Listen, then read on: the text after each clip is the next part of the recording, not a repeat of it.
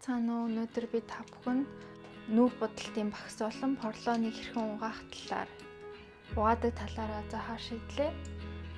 Энэ өнөөдрийн угаах багсууд маань байна. Энэ дөрвөн багс бол бараг 4-5 жилийн өмнөөс хэрэгжилж ирсэн. Тэгээд одоо хүртэл айгүй сайн хэрэгжилж байгаа. Галтооны юм шингэн юм уу, скол би угаадаг шингэн, шампунь, скол нүүр угаагч юм уу? Ер нь бол юугаарч угааж болно.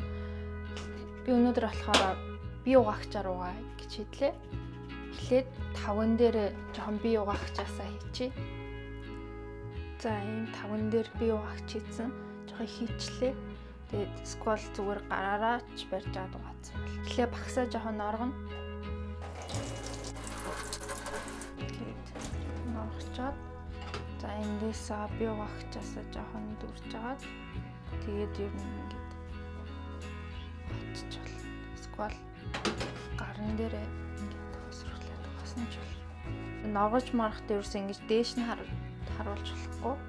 Дандаа энэ доош нь яагаад гэвэл яг энэ хэсэгт манай багсны цавуу байдаг болохоор ерөөс цавуугийн норгож ус оруулж болохгүй. Авч хагаад бас хит ингэ хүчтэй дарж болохгүй. Тэгэх юм бол багсны маань хэлбэр болохоор ингэ зөөлгөн. За одоо саяных болохоор ихвчлэн ийм бөөрн хэлбэрийн багс нар байсан. Харин ийм хавтгай багснуудыг болохоор угаахтаа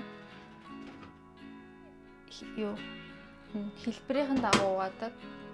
Жишээлбэл одоо ингэж түрүүний шиг ингэж ирүүлэхгүйгээр ингээ хоёр тал руу ингэж хэлхэн хэлбэрийн дагуу угаана. За энэ болохоор харин бөөрхий босоод энийг болохоор зөвхөн ингэж тойруулаад дараачийн анхаарах ёстой багс маань энэ болохоор надад байгаа багс нь ганцхан амтны үсэн багс байхгүй. Бусдад дандаа хиймэл үс. Тэгээ амтны үсэн багсыг угаахад биеийн шингэн сав мавангаар угаачаар нэг савнан сайн арилдаггүй. Тэгэхээр би амтны үсэн багсыг угаахтаа ер нь хатуу савнгаар угаачдаг. Тэгээ ингээд савн гэд ингээ хөөсрүүлээд угаачдаг. Гүйл лөө угаахад амар байдаг. Эсвэл зарим хүмүүс болохоор шампунаар бас угаадаг юм лээ. За дараачих нь энэ кремний багс.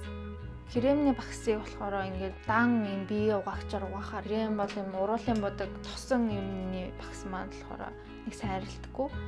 Эднэрийг яаж угаадаг вэ гэхээр юм хүнсний тос эдэг штэ бензин тос маш бага хийх хэрэгтэй. Хит их хийчих юм бол нөгөө тосон сайн арилдаггүй. Тийм болохоор маш бага хийх хэрэгтэй. Тэгээд тосоо бие угаагчтайгаа холоо.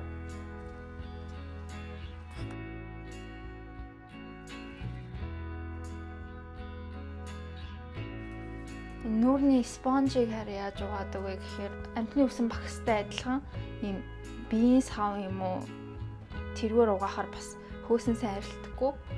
Хөөсрөөд идэг. Тийм болохоор юм хатуу савнгаар угаачдаг.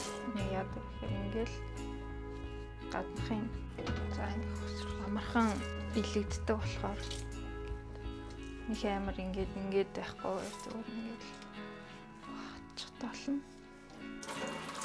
За багснуудаа эхнээсэн зайлээ. Бас доош харууллаа. Усын шүүхтэй бас ингээд доош харуулж агаад жоохон ингээд бацаад шүүчин.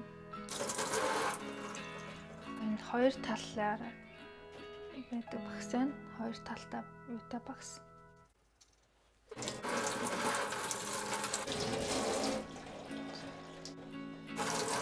За жижигхэн багснууд болохоор ингээ хоёулан зэрэг угааччихвал. За ингээ багснуудаа угаа дуусчлаа.